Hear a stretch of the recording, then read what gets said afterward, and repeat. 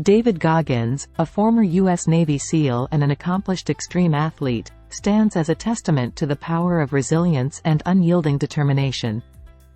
His journey from a traumatic childhood to becoming one of the fittest individuals in the world is nothing short of inspiring. Goggins' childhood was marred by violence, creating a backdrop of challenges that would have crushed many. However, he refused to succumb to the hardships he faced. In his 20s, he found himself battling obesity, a circumstance that could have easily derailed his aspirations.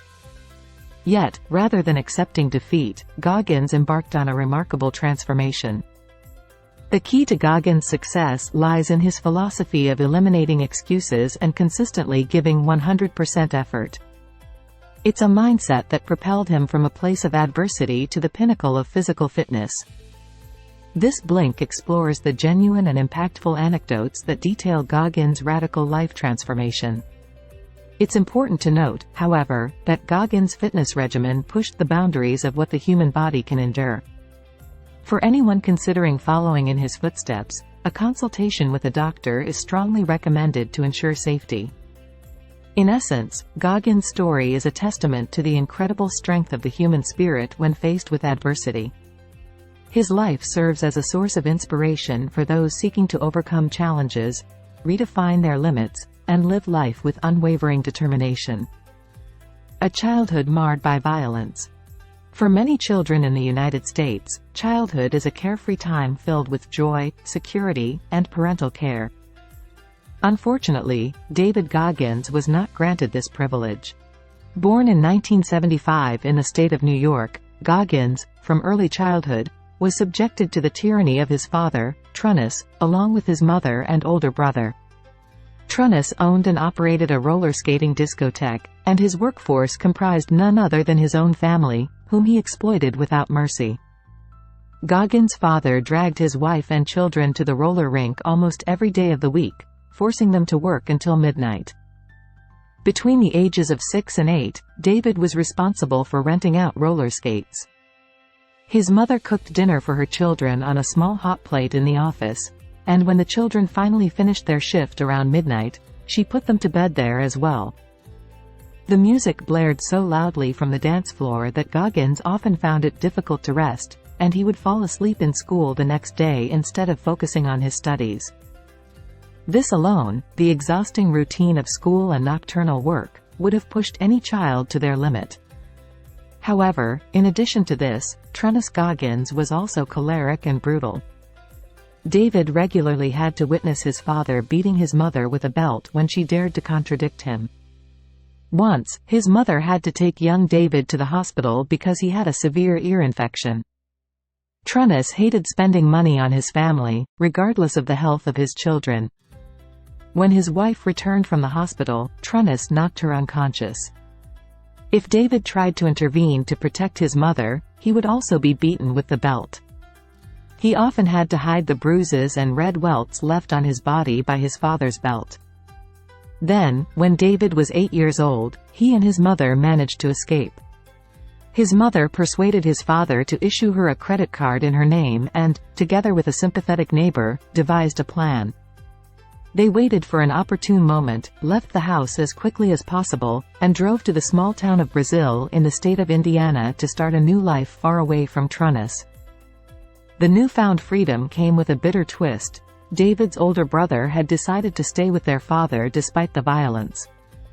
After their escape, David rarely got to see him. Even in Indiana, daily life proved to be challenging. Adolescence and the traces of the past. While David may have escaped his father's abuse, it didn't mean that everything suddenly became better. His adolescence in the small town in Indiana was marked by the struggle against poverty and the demons of his past.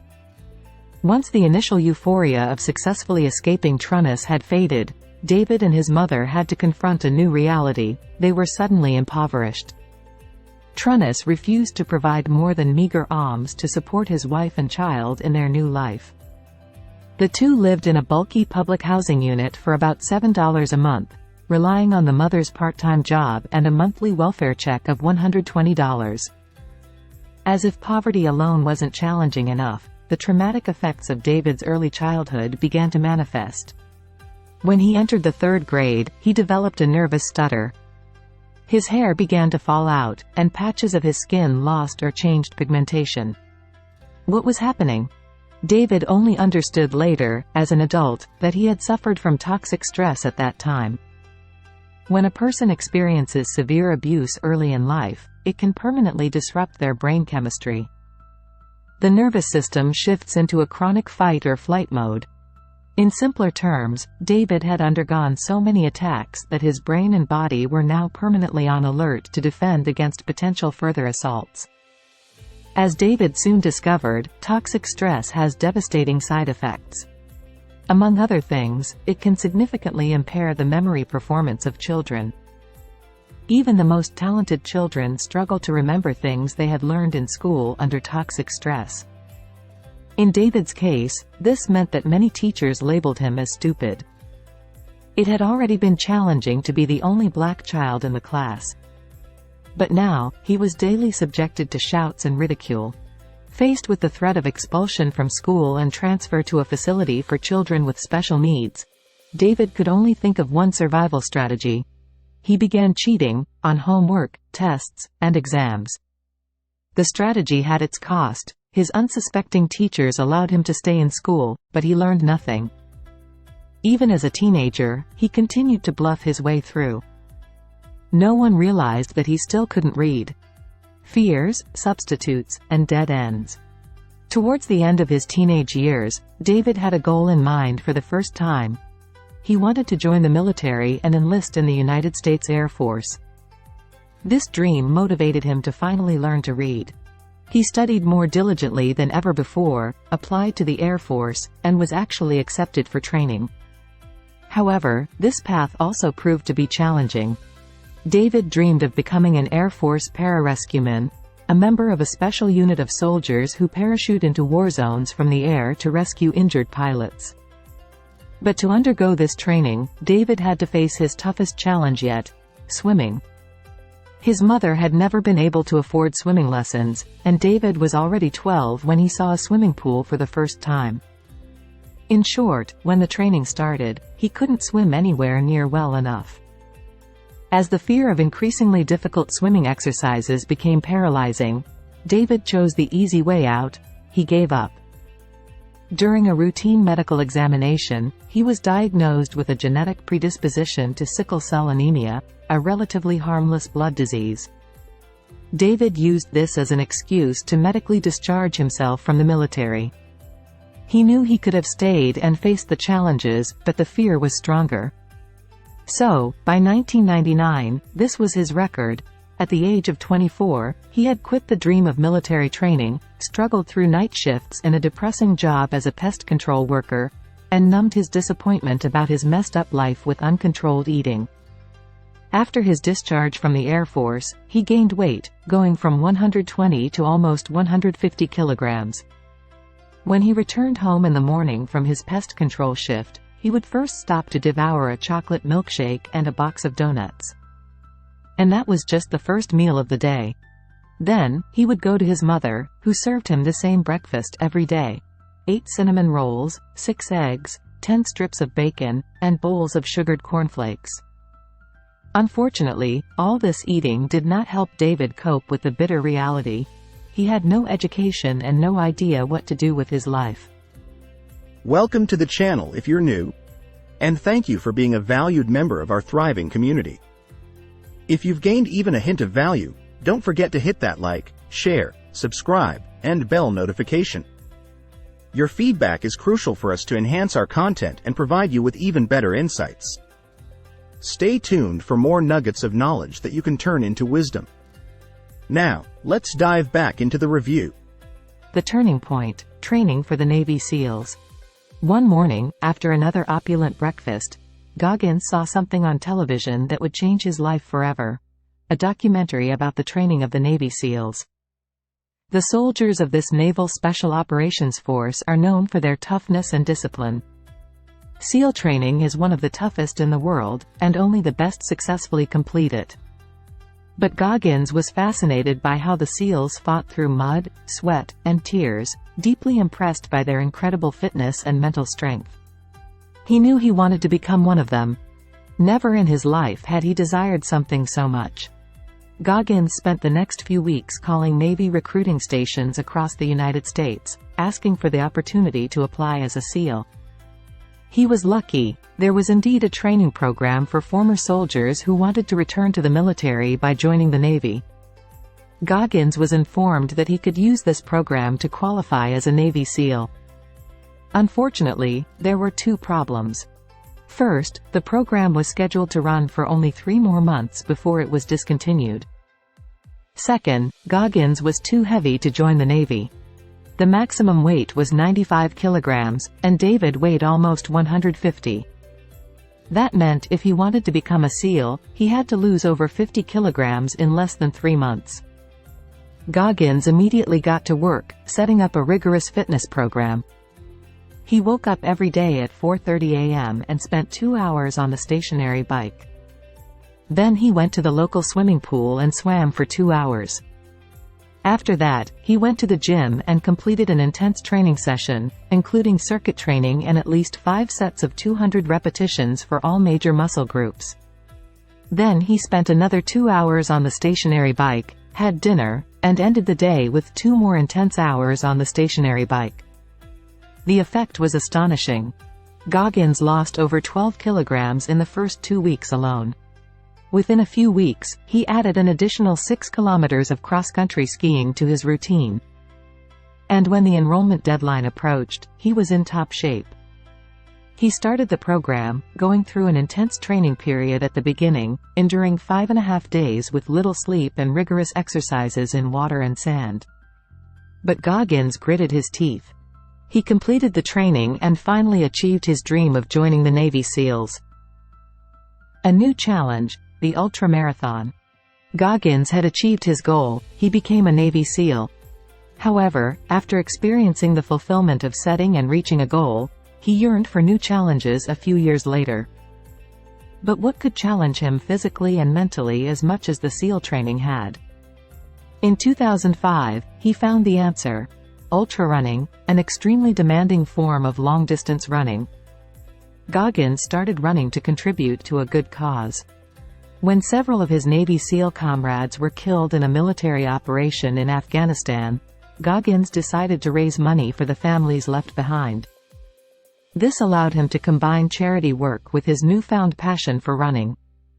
He chose a competition called Badwater 135 Inches, a 135-mile race where participants have to overcome greater elevation changes and higher temperatures than any other race in the world.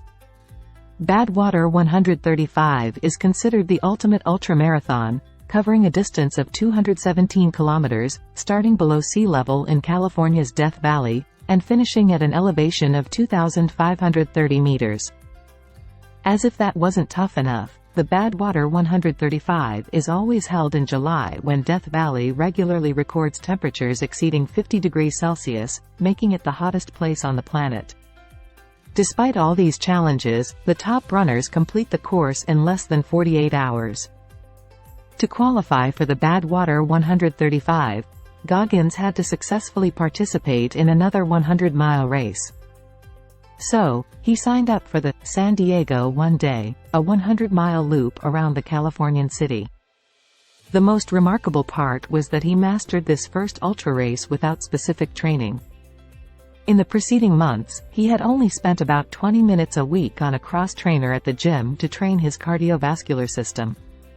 No doubt, the race was incredibly strenuous. Goggins pushed through, losing control of his bladder and bowels due to the extreme exertion, but he completed the race in just 19 hours. He even ran an extra mile to make sure he covered the necessary distance. After this success, Goggins was admitted as a participant in the Badwater 135 race in 2006. And this time, he trained as hard as he could. He studied the entire terrain along the route and repeatedly trained in temperatures approaching the extreme heat of the later race. And when the race day arrived, all that discipline paid off. Goggins completed the Badwater 135 in just 30 hours, finishing as the 5th fastest runner. The recipe for success: the right mindset. Today, David Goggins is known in the USA as one of the few African American Navy SEALs and a resilient extreme athlete. Therefore, he is often asked about the secret to his success. His answer: you need the right work ethic. Modern consumer society fuels an attitude where we constantly seek quick solutions, quick fixes, hacks, and shortcuts. But according to Goggins, there is no shortcut if you truly want to unleash your full potential. The only true path to growth is through honest and hard work. No matter how much talent and passion you have, without the right discipline, you will always fall short of your capabilities. This work ethic, the willingness to work hard, is the crucial factor for Goggins' success. Discipline in training or in his work as a Navy SEAL takes top priority for him. Everything else in his life comes second. Many people say they simply don't have enough time to fight for their true goals. But Goggins doesn't accept this excuse. In his view, these people have not realized that they need to reserve the early morning hours for their dreams. Goggins knows that he owes much of his success to his morning routine. He gets up early enough to take care of what matters to him. His alarm usually goes off at 4 in the morning. Then, he starts by running 10 to 15 kilometers, returns home by 5:15 a.m., showers, and has breakfast. Afterward, he bikes 40 kilometers to work and sits down at his desk by 7:30 a.m. during lunch break. He takes time for a gym workout or another 10-kilometer run at a nearby beach, only to bike back home in the afternoon. In other words, when he walks through the door at 7 p.m., he has cycled 80 kilometers, run at least 20 more kilometers, and done his full-time desk job in between. You see, success is a matter of mindset. Don't have time for your true goals? Then do it like Goggins. Get up early in the morning and start the day by challenging yourself. If David Goggins can do it, so can you. David Goggins' journey is a testament to the transformative power of resilience, discipline, and an unyielding mindset. Born in 1975 in New York, Goggins faced a childhood marred by violence and hardship. His father, Trunnis, ran a roller skating rink, where Goggins, along with his mother and older brother, was forced to work tirelessly. The grueling routine, combined with Trunnis's abusive nature, created a toxic environment. Escape came when Goggins and his mother devised a plan to leave, taking advantage of a credit card issued by his father. They fled to Brazil, Indiana, seeking refuge from the oppressive life they had known. However, the newfound freedom didn't immediately translate to a better life. Struggling with poverty, Goggins and his mother lived in a meager apartment, coping with the challenges of making ends meet. The scars of Goggins' traumatic childhood manifested physically and emotionally. Toxic stress during his formative years led to a nervous stutter, hair loss, and skin pigmentation issues. His struggle intensified when he developed unhealthy coping mechanisms, resorting to cheating in school to navigate the challenges. The repercussions of toxic stress affected his memory and learning abilities, resulting in negative judgments from teachers. Despite these setbacks, a glimmer of hope emerged in Goggins' late teens when he aspired to join the United States Air Force. Determined to overcome his limitations, he embarked on a mission to learn to read, a skill that had eluded him. His dream, however, faced a formidable obstacle. He needed to confront his fear of swimming to become a pararescueman. Undeterred, Goggins committed himself to a rigorous training routine, waking up at 4:30 a.m. each day. He spent hours on a stationary bike, swam intensively, and engaged in a comprehensive fitness regimen. His relentless efforts paid off, and he qualified for the Air Force training program. Yet, faced with the challenge of swimming, Goggins chose to exit, using a diagnosis of a minor blood disorder as an excuse. By 1999, at the age of 24, Goggins found himself adrift, working a demoralizing job as an exterminator, grappling with disappointment, and resorting to emotional eating. His weight ballooned to nearly 150 kilograms, and he felt stuck in a cycle of unfulfilling routines. A turning point came when Goggins watched a documentary about Navy SEAL training. The extreme challenges faced by these elite soldiers ignited a new fire within him. He set his sights on becoming a Navy SEAL and embarked on a journey of intense physical and mental transformation. Despite facing initial disqualification due to his weight, Goggins committed himself to an extraordinary weight loss journey. Through a punishing regimen of exercise, including running and cycling, he shed over 50 kilograms in less than 3 months. This perseverance led to his acceptance into the Navy SEALs training program. Having conquered the SEALs training, Goggins sought new challenges. In 2005, he discovered ultra running, a grueling form of long-distance running.